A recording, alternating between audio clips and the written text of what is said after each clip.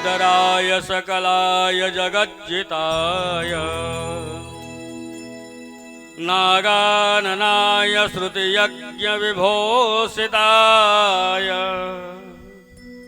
गौरीसुताय गणनाथ नमो नमस्ते। गजाननं भूतगणाधिसेवितं कपित्थजम्बुफलचारुभक्षणम् उमासुतं शोकविनाशकारकम्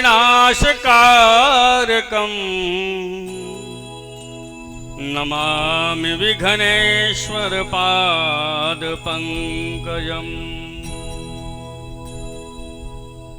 मनोजवं मारुततुल्यवेगं जितेन्द्रियं बुद्धिमतां वरिष्ठं वातात्मजं वानरयोधमुख्यं श्रीरामदूतं शरणं प्रपद्ये।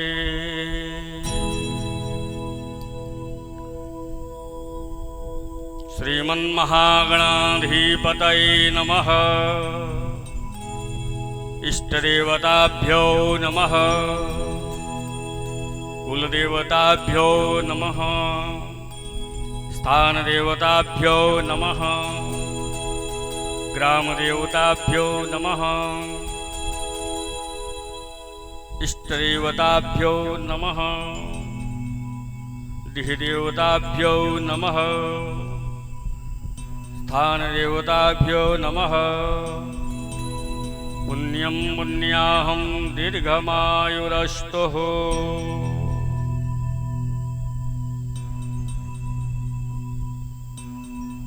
बोलिए श्री वृंदावन बिहारी लाल की जय। श्री राधा रानी सरकार की जय। श्रीमद् भागवत महापुराण ज्ञान यज्ञ सप्ताह जो आज कथा का द्वितीय दिवस ग्राम सियरावासी के आप सभी आयोजक कर्ता सम्मानित हमारे पिता तुल्य बड़े बुजुर्ग, हमारे युवा साथी, भाइयों बहनों, हमारी माताएं, देवियों, सज्जनों, आप सभी का मैं व्यासपीठ से आप सभी का अभिनंदन करता हूं और आप सभी को प्रणाम करता हूं।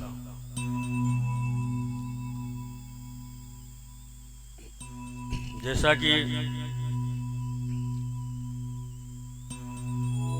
कल हम सभी ने भगवान की महात्मा की कथा सुनी, आज कथा का द्वितीय दिवस मंगलाचरण के साथ कथा में प्रवेश करेंगे।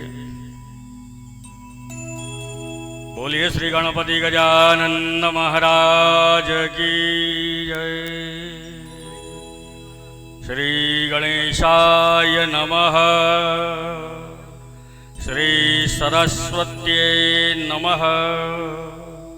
श्री मातृपितृचरण कमलेभ्यो नमः। श्री परम गुरुभ्यो नमः। नीलाम्बुजश्यामलकोमलाङ्गं सीताशमारोपितवामभागं पाणौ महाजारिकुजारचापं नमामि रामं रघुवंशनाथं। नारायणं नमस्कृत्यं नरं चैव नरोत्तमं देवी सरस्वती व्यास ततो जयमुदीरये। जय जय श्री राधा रमण, जय जय नवल किशोर, जय गोपी चित चोर प्रभु, जय जय माखन चोर। जय राधा माधव, जय कुंज बिहारी। जय राधा माधव, जय कुंज बिहारी। जय राधा माधव, जय कुंज बिहारी। जय राधा माधव, जय कुंज बिहारी बिहारी। जय राधा माधव, जय कुंज बिहारी। जय राधा माधव, जय कुंज बिहारी। ओ जय राधा माधव, जय कुंज बिहारी। जय राधा माधव, जय कुंज बिहारी। ओ जय राधा माधव,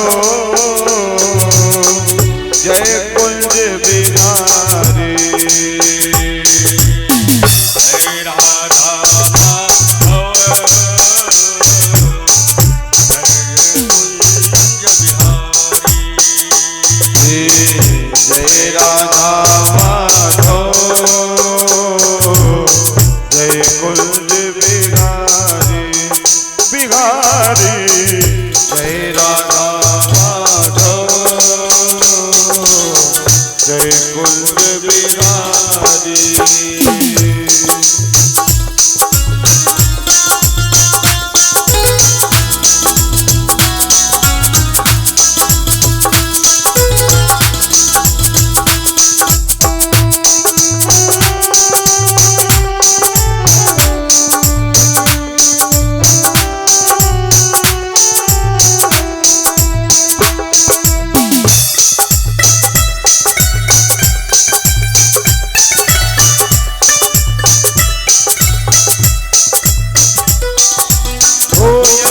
यशोदानंदने ब्रज जन रंजन।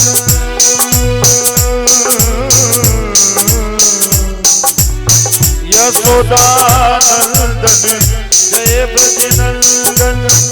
यशोदानंदने जय ब्रज नंदन। यमुना तीर बनचारी।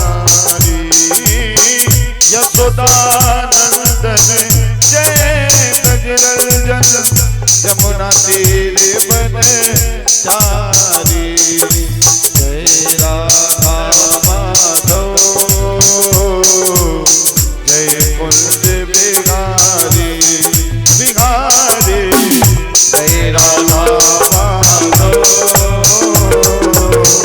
जय कुंज बिहारी। ओ जय राधा माधव, जय कुंज बिहारी। ओ जय राधा माधव,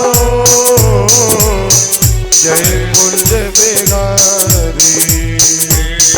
जय राधा माधव, जय कुंज बिहारी। ओ जय राधा माधव, जय कुंज बिहारी। जय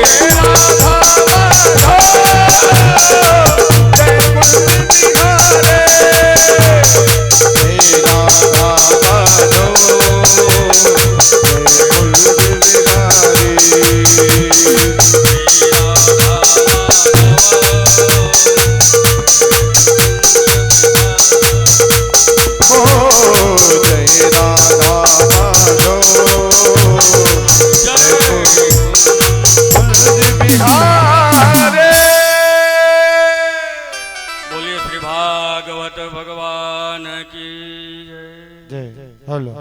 आए हुए सभी कथा पंडाल में आप सभी कथा श्रवण प्रेमी भक्तजन भगवत रसिक आप सभी महानुभाव जय जय का पुनः व्यास पीठ से मैं एक बार फिर से वंदन करता हूं, आप सभी का अभिनंदन करता हूं। आप सभी को राधे राधे, जय सिया राम, सभी को प्रणाम।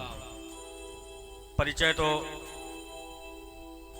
जो हमारे संगीत की टीम है, ब्राह्मण भूदेव टीम, हमारे लाइव चैनल स्टूडियो साउंड के कलाकार जो मित्र हैं, सभी का हमने परिचय कल करवाया ही था। तो आज समय का अभाव देखते हुए कथा को प्रारंभ कर रहे हैं, क्योंकि मौसम भी थोड़ा इधर उधर लग रहा है। तो आज द्वितीय दिवस की कथा में प्रवेश हम सभी करेंगे और खूब ज्ञान रूपी गंगा में गोता लगा करके अपने आप को धन्य करेंगे। जो भी यहाँ से प्रवाह होगा, जो भी आपको उचित समझ में आए अच्छा, वह जीवन में उतारना, और बाकी तो राधे राधे। जैसी जिसकी भावना जाकी रही भावना जैसी, तो जिसकी भावना जैसी है वैसा उसको फल प्राप्त होगा। तो हम तो व्यासपीठ से यही आप से निवेदन करूं कि आप सभी एकदम शुद्ध भाव से, शुद्ध मन से भगवान का कथा स्मरण करें, और हो सके तो भगवान का नाम स्मरण करते रहें। ओम नमो भगवते वासुदेवाय, ओम विष्णवे नमः। राधा राधा, जो आपको अच्छा लगे वह आप मन में स्मरण करते हुए इस कथा को श्रवण करें। कल तक की कथा हम सबने महात्म सुने। आज की कथा द्वितीय दिवस में प्रवेश। सुत जी महाराज शौनक आदि ऋषियों को कथा सुना रहे हैं।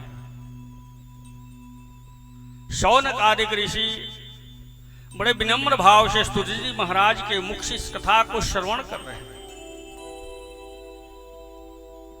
सूत जी महाराज बड़े ही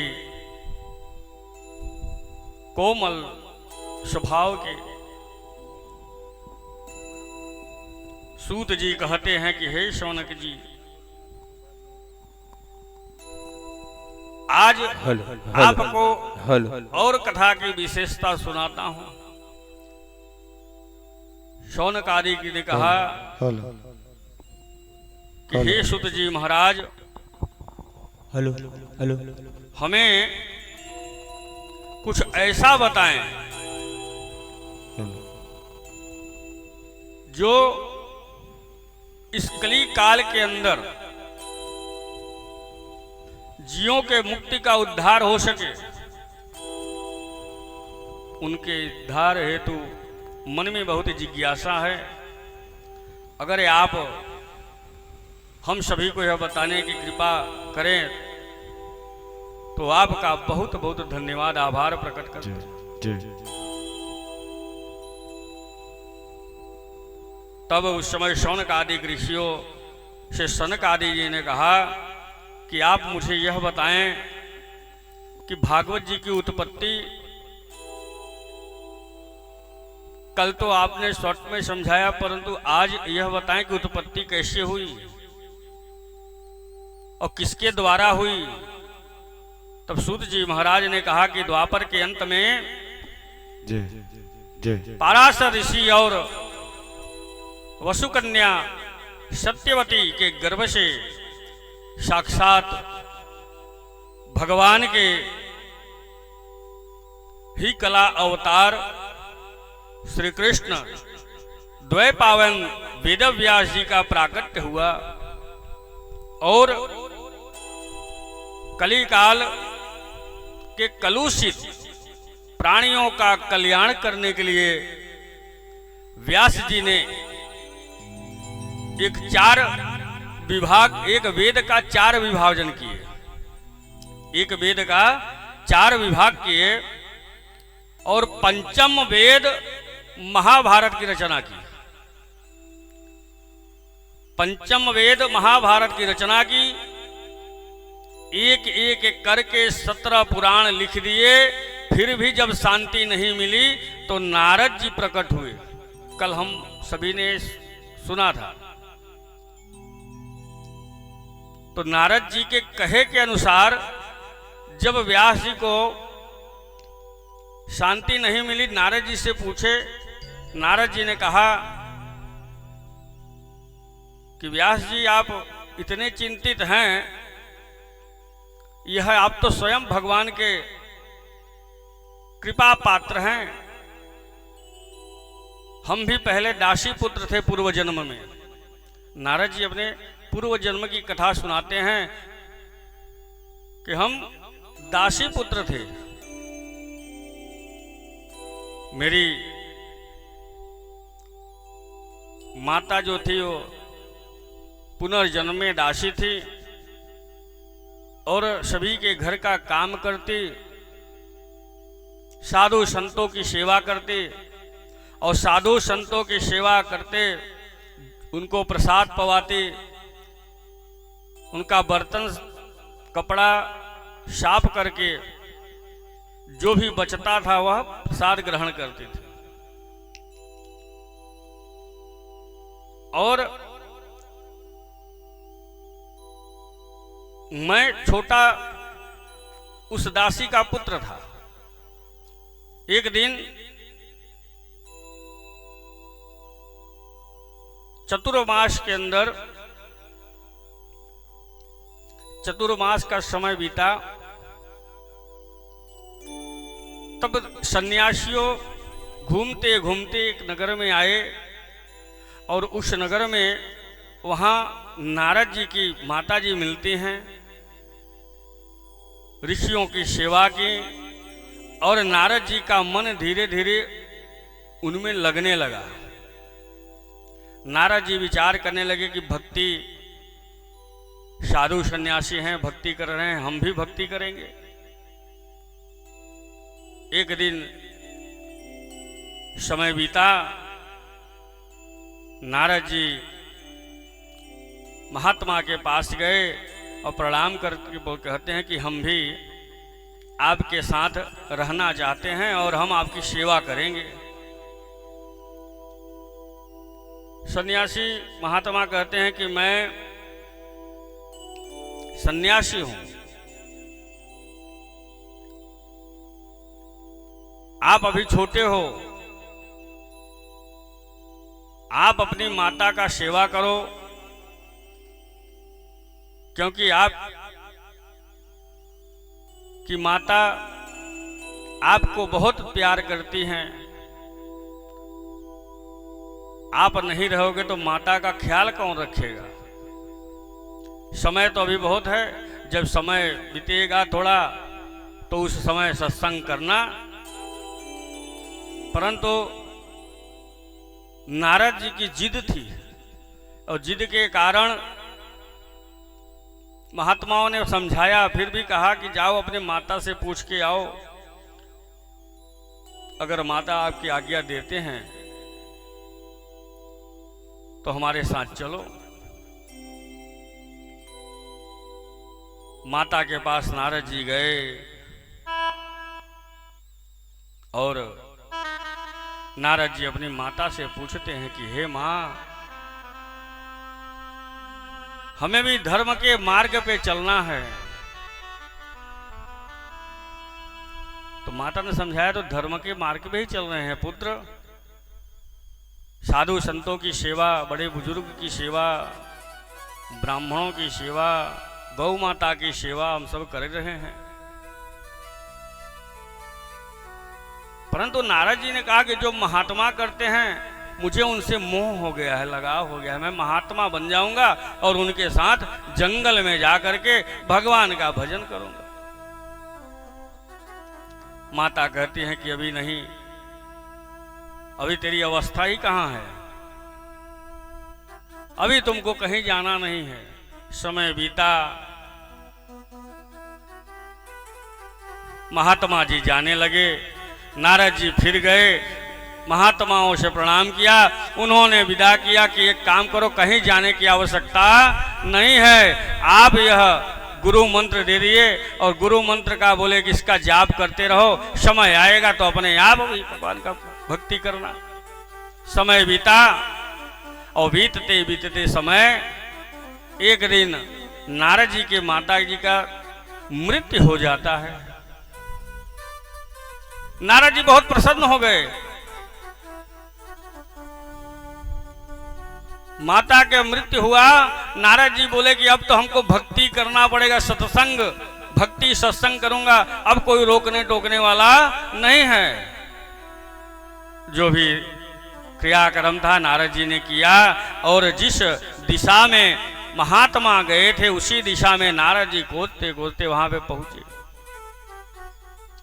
जब इधर उधर देखने लगे, मुनियों को देखे, महात्माओं को देखे, कोई मिला नहीं, तो किसी से पूछते हैं कि महात्मा जो भटक रहे थे, भगवान का सत्संग कर रहे थे, वह कहाँ हैं? कोई कहे कि अभी यहाँ पे थे, अभी दूसरी जगह वह भगवान की साधना कर रहे हैं। नारद जी विचार करते करते वहीं वीणा लेकर के एकदम ध्यान हो गए। तो उसी समय भगवान नारायण की छवि दिखाई दी और एकदम चतुर्भुज नारायण प्रकट हुए। नारद जी क्यों चिंता में पड़े हो? नारद जी की भक्ति देख करके प्रसन्न हो गए और नारद जी ने अपनी सब बातें समझाए और भगवान उस बात को सुन करके प्रसन्न हो गए। और उसी समय एक वीणा प्रकट करके कहते हैं कि अब इसी से भगवान का भजन करो, भगवान का कीर्तन। और भगवान की कृपा हो गई। नारद जी कहते हैं, हे व्यास जी महाराज, भगवान की इतनी कृपा हो गई कि कृपा हो करके मैं पूर्व जन्म में मां जी का मानस पुत्र के रूप में मेरा जन्म हुआ। यही कहे के अनुसार व्यास जी महाराज प्रसन्न चित्त होकर के बैठे। गणेश जी महाराज का आगमन हुआ। व्यास जी महाराज गाते गए, बोलते गए, गणपति जी लिखते गए और लिखते लिखते 18,000 श्लोकों से एक संहिता तैयार हुआ। उसका नाम श्रीमद् भागवत। प्रसन्न हो करके बड़े भक्ति भाव से विस्तार हो गया। अब उन्होंने कहा कि भागवत की रचना हो गई, अब इसका विस्तार कैसे होगा?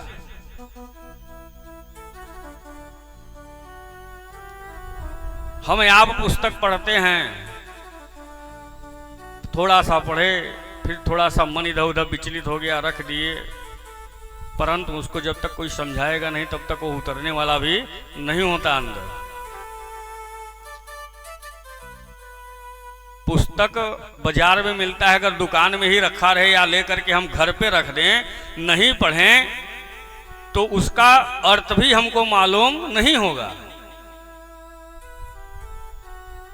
रचना हुई पर इसका ग्रोथ कैसे बढ़ेगा, जन जन तक कैसे पहुंचेगा, इसका विख्यात कैसे होगा? तब विचार करने लगे। नारद जी से कहते हैं, इसका विस्तार कैसे करूं? विचार करते करते एक समय देवादिदेव महादेव कैलाश पर्वत पर विचार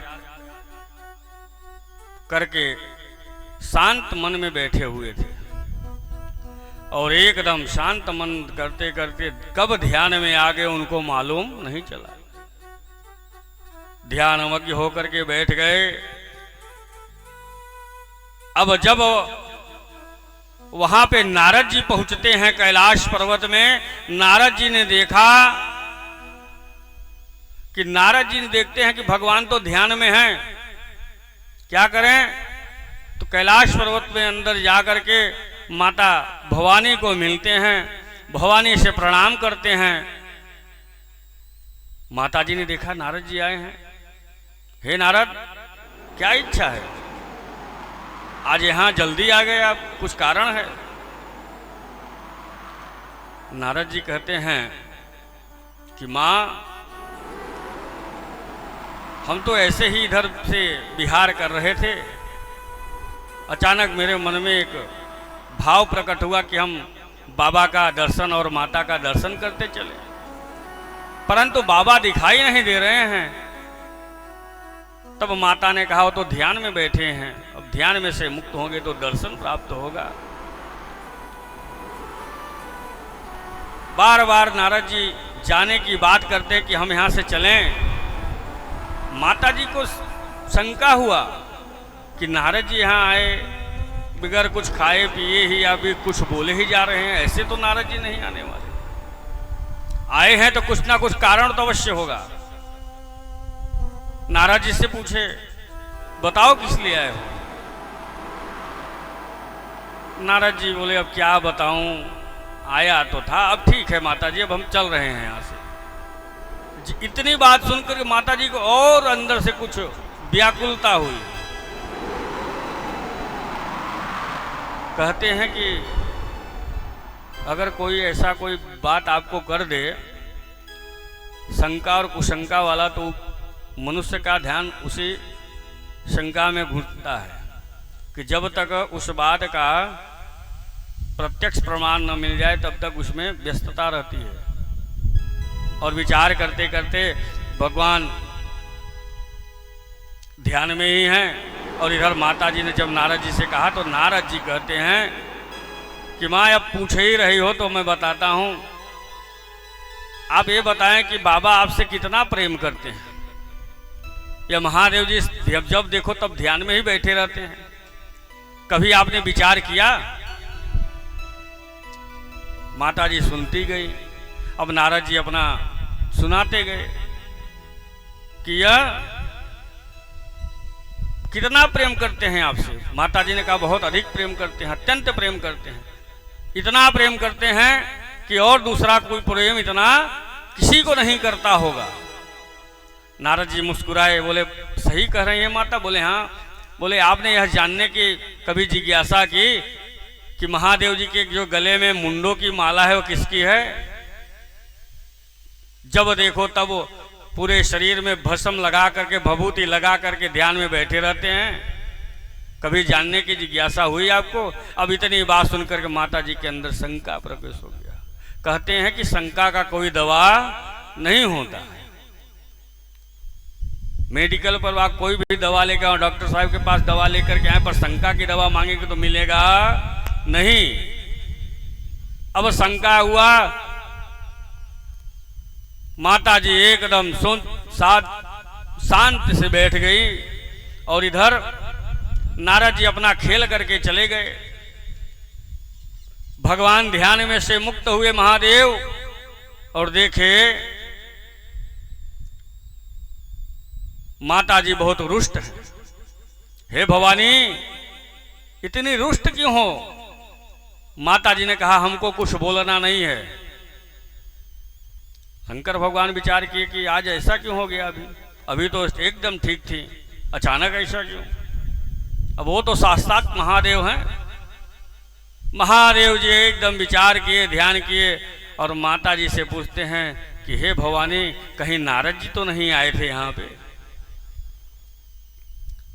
माता जी ने कहा उससे आपसे क्या लेना देना है, कौन आया था कौन नहीं, पहले आप मुझे बताओ। बोले बताऊंगा बाद में, पहले आप मुझे कुछ खाने पीने के लिए हो तो वो व्यवस्था करो। माता जी ने कहा कुछ खाने पीने की नहीं है यहाँ पे अभी। शंकर भगवान बोले इतने क्रोधी मत हो भवानी, आप शक्ति हैं, परंतु कहते हैं स्त्री हट, बाल हट और वृद्धा हट एक समान माना गया है। और स्त्रियों का हट हो जाता है एक बार तो वह करना ही पड़ता है। अब शंकर भगवान बोले कि देवी बोलो आप क्या पूछना चाहते हैं। तो माता जी ने कहा कि पहले तो आप मुझे बताओ आप मुझसे कितना प्रेम करते हो। बोले देवी ये भी कोई पूछने की बात है आपके समक्ष, आपको तो मालूम है। बोले नहीं मुझे कुछ मालूम नहीं, आज तक तो सिर्फ बना रहे थे आप, इधर उधर भटका रहे थे। आज सत्य तो आज मालूम हुआ है। भगवान विचार कर रहे हैं, नारद जी खेल करके चले गए, झेलना तो हमें है। अब नारद जी यहाँ जो कहना था करना था करके गए। अब भगवान महादेव जी पार्वती जी को समझाते हैं कि देवी, बोले मैं आपसे अत्यंत प्रेम करता हूँ, इतना प्रेम करता हूँ कि अन्यथा और कोई अपनी पत्नी से इतना प्रेम नहीं करता होगा। परंतु माता ने कहा कि जब इतना प्रेम करते हो तो पहले मुझे बताओ, आपके गले में मुंडों की माला किसकी? आप पूरे शरीर पे भस्म भभूत लगाए हैं, जब देखो तन ध्यान में बैठ जाते हो। आप बताएं हमको। बोले देवी सुनना चाहती हो? बोले हाँ मुझे सुनाओ। तब जा करके भगवान कहते हैं कि चलो एक आपको कथा सुनाता हूं। और एकदम शांत होकर के इस कथा को सुनना। और माता जी को ले जा करके एक गुफा में बैठ गए।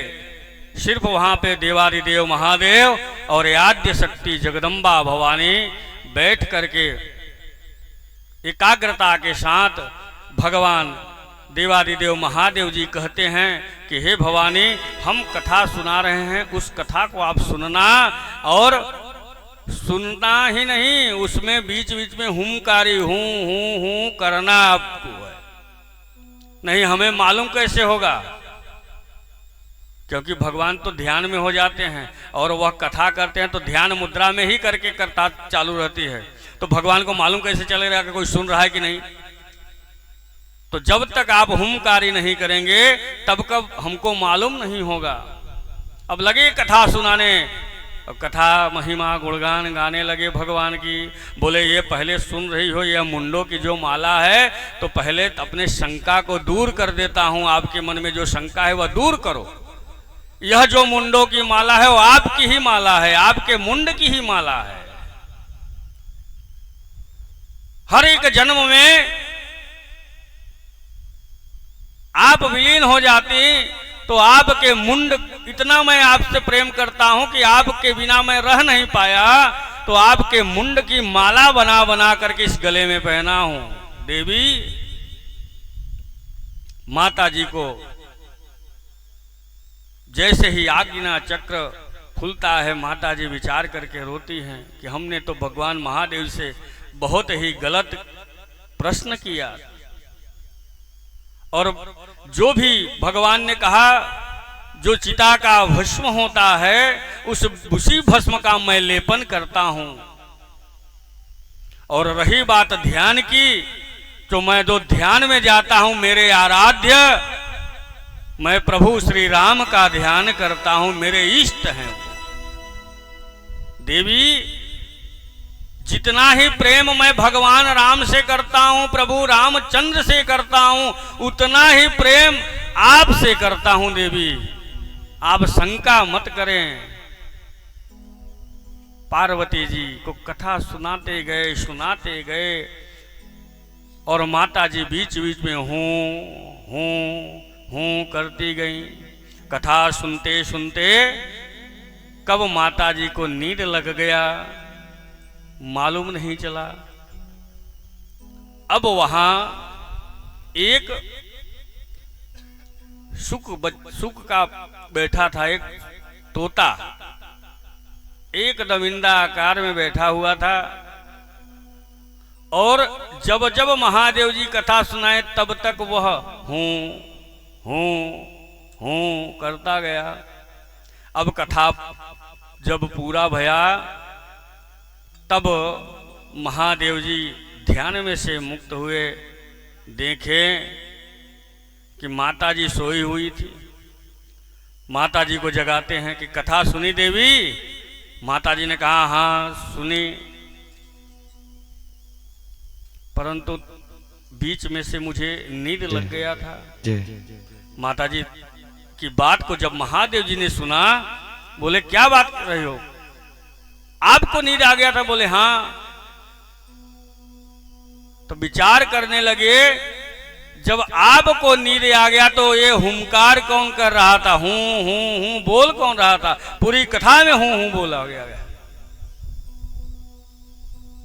जब महादेव जी ने ध्यान घुमाया तो ध्यान इधर उधर देखते हैं तो एक कोने में वह पिंडाकार में सुख का बच्चा पड़ा हुआ था। अब महादेव जी ने क्रोध में त्रिशूल उठाया और उनके ऊपर प्रहार करने के लिए गए, पर वह सुख का बच्चा इतने तेज में उड़ा, उड़ करके जा करके व्यास जी महाराज के पत्नी बगासा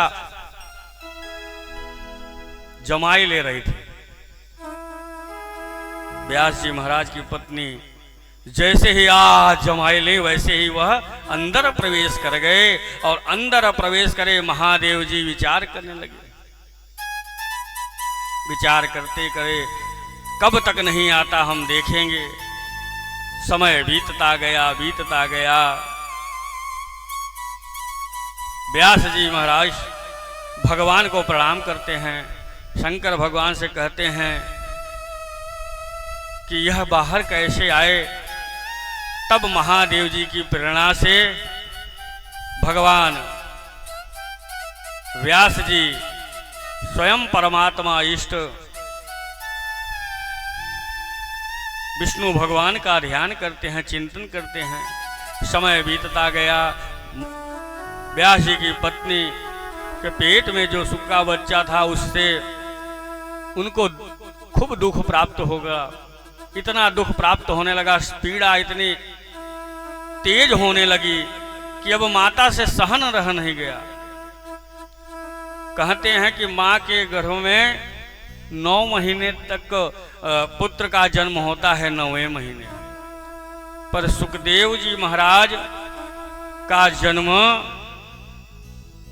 बहुत वर्षों समय के बाद 12 वर्षों में हुआ है। अब आप विचार करिए कि वह माता कितने दिन तक सहन की उस पीड़ा को। सुखदेव जी का जन्म 12 वर्ष में हुआ। अब इधर व्यास जी महाराज भगवान का ध्यान किए।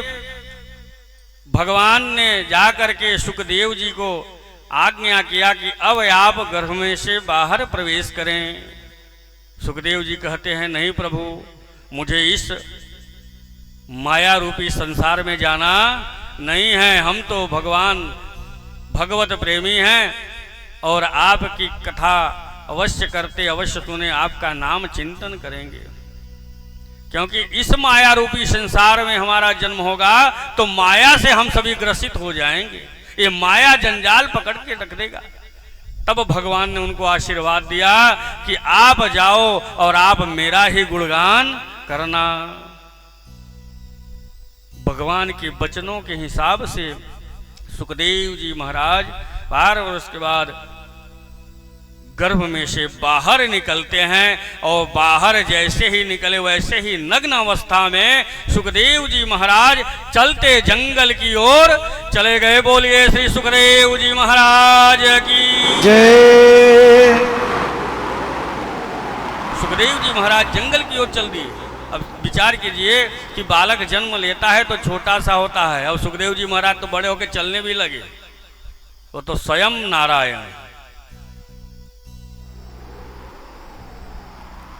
व्यास जी महाराज कहते हैं पुत्र रुको, हमको कुछ सुनाना है आपको। पर सुखदेव जी महाराज किसी की नहीं सुने और जंगल में चले गए। व्यास जी महाराज बहुत चिंतित में हुए। माता और पिता दोनों चिंता में थे। चिंता में विचार करने लगे कि अब इसका विख्यात कैसे होगा। मैं तो विचार किया था पुत्र होगा तो पुत्र हमारा यह भागवत रूपी कथा का प्रसार करेगा, परंतु यह तो पैदा होते ही वह जंगल की ओर चले गए। अपने शिष्यों को बुलाए, बोले मेरा एक काम करोगे? बोले गुरुजी आज्ञा कीजिए। उन्होंने कहा कि आप इसमें से 2-4 श्लोक गुनगुनाते रहो जंगल में जाकर के। 18,000 श्लोक आपको पढ़ने की आवश्यकता नहीं है, सिर्फ 2-4 गुनगुनाना, और जैसे ही गुनगुनाओगे वैसे ही सुखदेव जी महाराज के अंदर एक प्रेरणा, एक प्रेम जगेगा, और उस प्रेम से वह आपकी ओर आकर्षित होंगे। और जब आपके पास आएंगे तो बोलना कि हमको अब कुछ आता नहीं है। अगर आपको सीखना ही है तो हमारे गुरु के पास ले आओ, सुखदेव जी को मेरे पास अवश्य लाना। अब इतनी बात हुई तो गुरुदेव व्यास जी के जो शिष्य थे वह जंगल में और गए और लगे भगवान का श्लोक पढ़ने। एक श्लोक पढ़ते पढ़ते सुखदेव जी महाराज जैसे ही ध्यान में बैठे थे, उनको अंदर से इतनी प्रेरणा हुई कि इतना मीठा श्लोक, इतना मीठा भगवान का गुणगान, इतना मीठा भगवान का भजन। अब लगे शिष्यों गाने, भज गोविंद भज गोपाल, भज मुरली मनोहर हे नंदलाल। शिष्यों गाते गए और इतनी सुंदरता के साथ गाते गए, और गाते गाते जब सुखदेव जी महाराज नहीं रह पाए तो उन्होंने तुरंत वहां पे शिष्यों के पास बैठ करके लगे भजन को सुनने। कैसे सुने?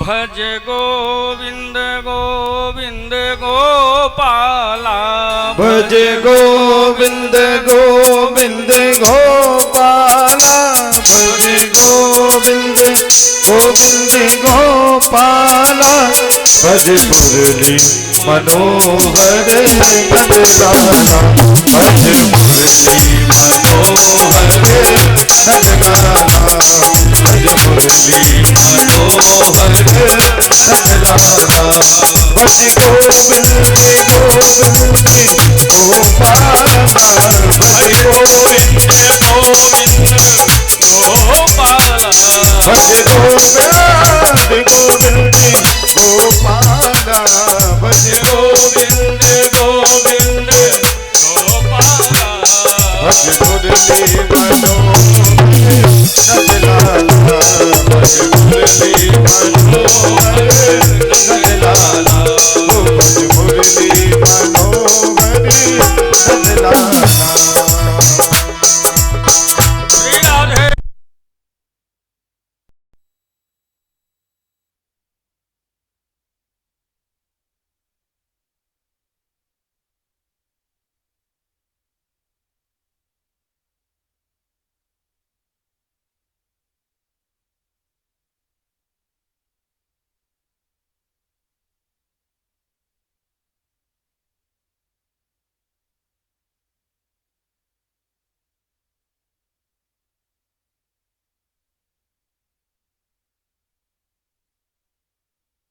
गोविंद गोविंद हे भज गोविंद गोविंद गोपाला, भज गोविंद गोविंद गोपाला, हे भज गोविंद गोविंद गोपाला, भज गोविंद गोविंद गोपाला, भज गोविंद गोविंद गोपाला, भज गोविंद गोविंद गोपाला, भज गोविंद गोविंद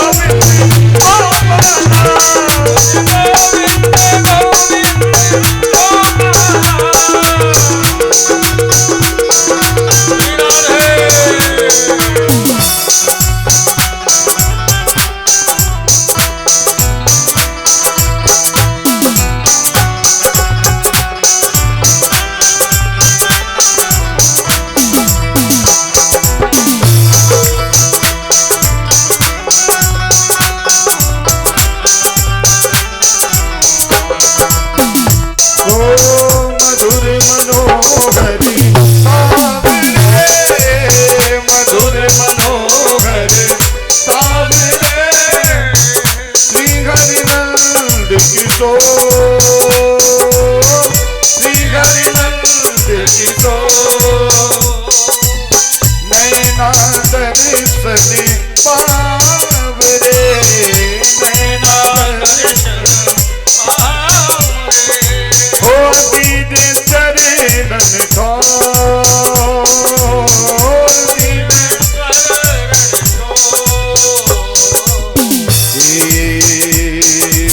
गोविंद गोविंद गोपाला भजे गोविंद गोविंद गोपाला हे भज मुरली मनोहर नंदलाला भज मुरली मनोहर नंदलाला हे भज गोविंद गोविंद गोपाला भज गोविंद गोविंद गोपाला भज गोविंद गोविंद गोपाला भज गोविंद गोविंद गोपाला हे भज मुरली मनोहर नंदलाला भज मुरली मनोहर नंदलाला भज मुरली मनोहर नंदलाला भज गोविंद गोविंद गोपाला गोविंद गोविंद गोपाला भज मुरली मनोहर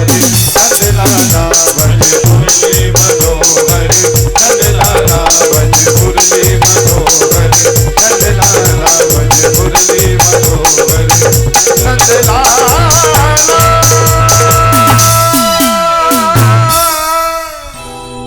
बोलिए श्री भागवत भगवान की जय। जैसे ही इस भजन को श्लोकों को सुनते हुए सुखदेव जी महाराज शिष्यों के पास आए, उनसे आज्ञा की कि और कुछ सुनाओ। उन्होंने कहा कि हमको अब कुछ मालूम नहीं है, आपको ज़्यादा सुनना है तो हमारे गुरुदेव भगवान के पास 18,000 श्लोक है और आप उनके पास चलें तो आपको एक एक श्लोक करके आपको सुनाएंगे और उसमें बीच बीच में भजन करते रहेंगे। सुखदेव जी महाराज शिष्यों के साथ आए, व्यास जी के द्वार पे जैसे पहुंचे व्यास जी महाराज प्रसन्न हुए। जिस पुत्र को मैं खोज रहा था, बुला रहा था, वह बुलाने से नहीं आया, आज स्वयं नारायण के कृपा से पुत्र मेरा चलता आया है, तो यह नारायण की विशेष कृपा है। बैठा करके 18,000 श्लोकों से परिपक्व कर दिए सुखदेव जी महाराज को, और सुखदेव जी महाराज भगवान के परम ऋषि बन करके वह भगवान का भजन करने लगे। शौनक आदि ऋषि कहते हैं सुत जी महाराज से कि हे सुत जी महाराज, अब तो सुखदेव जी महाराज का जन्म तो हुआ ही था, आपने बता ही दिया, पर सुखदेव जी महाराज आप अब कह रहे हैं कि परीक्षित जी को कथा सुनाए, तो वह परीक्षित जी को कथा कैसे सुनाए, कब सुनाए, परीक्षित का जन्म कैसे हुआ? तब सूत जी महाराज कहते हैं कि श्रीमद् भागवत महाकथा में सूत जी महाराज ने वर्णन किया कि महाभारत के अंदर जब महाभारत का युद्ध खत्म हुआ, पूरा हुआ, तो उस समय भगवान नारायण श्री कृष्ण द्वारका जाने के लिए तैयार हुए, और जैसे ही द्वारका जाने के लिए आगे बढ़ते हैं, वैसे ही दौड़ती दौड़ती पाही माम आवाज लगाती उत्तरा जी दौड़ती दौड़ती आती हैं,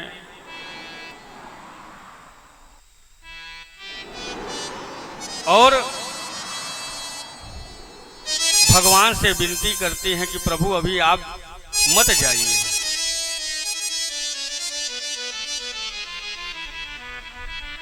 अभी आप मत जाइए। भगवान ने कहा कि अब तो सब पूरा हो ही गया है, अब तो हम द्वारका जाएं, क्योंकि वहां भी सब इंतजार ही कर रहे होंगे। फिर इधर कुंती जी समझाते हैं कि अभी आप थोड़े समय और रुक जाएं, ये हमारी जो है पुत्र वधू कह रही है, तो उसका मान ही रख लें आप।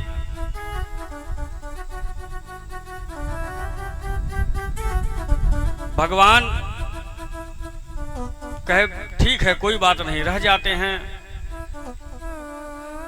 और महाभारत के युद्ध में जैसे इधर युद्ध पूरा हुआ था, दुर्योधन का भीमसेन ने अपने गदा से जंघा तोड़ दिया था। दुर्योधन इधर बिलख रहा था, विचार कर रहा था, मुझे यह बदला लेना है पांडवों से, और यही विचार करता गया। उसी समय अश्वत्थामा दुर्योधन के पास आए, बोले हे मित्र, हमने आपका नमक खाया है, हमारे कारण आप सभी ने मिलकर, हम सभी एकत्रित होकर के इसमें सम्मिलित हुए थे। अगर हमने नमक खाया है तो हमारा ये फर्ज बनता है कि हम आपके कहे के अनुसार चलेंगे, हमारे लिए जो कार्य हो बताएं। दुर्योधन कहता है कि मुझे कुछ नहीं चाहिए, पर एक वस्तु चाहिए, पांडवों का मस्तक चाहिए। जो पांडव हैं उनके मस्तक काट कर हमारे सामने ले आओ। अश्वत्थामा वहां से निकल करके जहां पांडव कुमार सोए हुए थे, अश्वत्थामा वहां पहुंच गए और रात में पांडव वहां से निकल करके विहार कर रहे थे, और वहां पांडवों के जगह पे पांडव पुत्र सोए हुए थे, पांडव कुमार सोए हुए थे। इतने घोर रात में अश्वत्थामा को कुछ दिखाई नहीं दिया और जा करके पांडव कुमारों का वध कर देता है। वध कर देता ही है, और उसके साथ साथ दुर्योधन ने तो कहा ही था कि मस्तक लेकर के आना। पांडव कुमारों का मस्तक लेकर के दुर्योधन के पास ले गया। दुर्योधन जैसे ही दुर्योधन को मालूम हुआ, वह अंधेरे में जब ऐसे ही पकड़ करके देखता है, अश्वत्थामा उनके सामने जैसे ही पांडव कुमार को रखे, मस्तक ऐसे स्पर्श करके कहता है कि अरे मूर्ख, तू इतना द्रोही हो गया कि हमारे कुल में एक पानी देने वाला भी नहीं तुमने बख्शा। यह पांडव कुमार, यह तो अबोध है, निर्दोष है, इनका कौन सा दोष है हमारे साथ? हमने तो तुमको पांडवों का वध करने के लिए कहा था मूर्ख, तुमने तो यह पांडव कुमारों का वध किया, अब हमारे कुल में पानी कौन देगा? इतना कहते कहते दुर्योधन पीड़ित से ग्रसित था और वह शरीर त्याग देता है। अश्वत्थामा तो घबरा गया, विचार करने लगे कि पांडव आते होंगे, मुझे मार देंगे। वहां से भागने लगे। और इधर जैसे ही द्रौपदी को खबर पड़ी, लहूलुहान देखते हुए द्रौपदी से रह नहीं गया, जोर जोर से चिल्लाती आई। अर्जुन ने आश्वासन दिया कि देवी चिंता मत करो, जो हमारे कुमारों का वध किया है वो कहीं बस के नहीं जाएगा, उसको पकड़ करके हम आपके पास लेंगे और आपके पास जब रख देंगे तो आपको जो सजा करना हो वो करना है। मैं वचन देता हूं आपको। और वचन दे करके भगवान श्री कृष्ण के साथ रथ पे सवार होकर के अर्जुन भागते भागते उसी जगह गए, उसी दिशा में गए जहां अश्वत्थामा भाग रहा था, और अश्वत्थामा को पकड़ लिए अर्जुन ने, पकड़ करके बंदी बनाया। बोले हे कन्हैया, अब इनको लेकर के चलते हैं। कृष्ण जी ने समझाया है। श्री कृष्ण जी कहते हैं कि अर्जुन, आपको जो करना हो यही कर लो, क्योंकि वहां जाने के बाद आप जो समझ रहे हो होने वाला नहीं है। परंतु अर्जुन कहते हैं कि हमने द्रौपदी को वचन दिया है। भगवान बार बार समझाते हैं यह अताताई है। अताताई का कोई जात धर्म नहीं होता। यह पांडव कुमारों का वध किया है, तुम ही सजा दे दो। परंतु अर्जुन कहते हैं कि हमने वचन दिया है, हम वचन द्रौपदी को देख करके आए हैं। हमको जितना पीड़ा हुआ है उससे कहीं ज्यादा पीड़ा द्रौपदी को हुआ है, इसलिए हम उनके पास ही ले जाएंगे। भगवान फिर से रथ में बैठा करके अश्वत्थामा को अर्जुन ने पकड़ लिया और ला करके द्रौपदी के समक्ष खड़ा कर दिए। द्रौपदी को कहते हैं आपको जो सजा देना हो दो। अब उस समय सजा देना है दो, ऐसा ही बात सुन करके द्रौपदी जी कहती है तो ब्राह्मण कुमार हैं, ब्राह्मण कुमार का हमें वध नहीं करना चाहिए, हम सजा नहीं देंगे, क्योंकि ब्राह्मण का वध हत्या के समान ब्रह्म हत्या लगता है, इसलिए इनको छोड़ दो। अर्जुन, भीम, नकुल, सहदेव, युधिष्ठिर सबने समझाया, परंतु द्रौपदी ने एक ही बात कि यह ब्राह्मण का पुत्र है और यह जैसे मैं पीड़ित में हूं अपने संतान के लिए, वैसे ही आपकी गुरु माता पीड़ित होंगी। आपके गुरु जी ने दीक्षा दिया है, आपका यह कर्तव्य नहीं बनता कि इनको आप चोट पहुंचा सके। अगर वह यही करेंगे, हम यही करेंगे, तो हमारे उनके में क्या फर्क रह जाएगा। अब लगे अर्जुन जी कृष्ण भगवान को देखने से, कृष्ण जी ने कहा मुझे देखने से कुछ होने वाला नहीं है, मैं तो उसी समय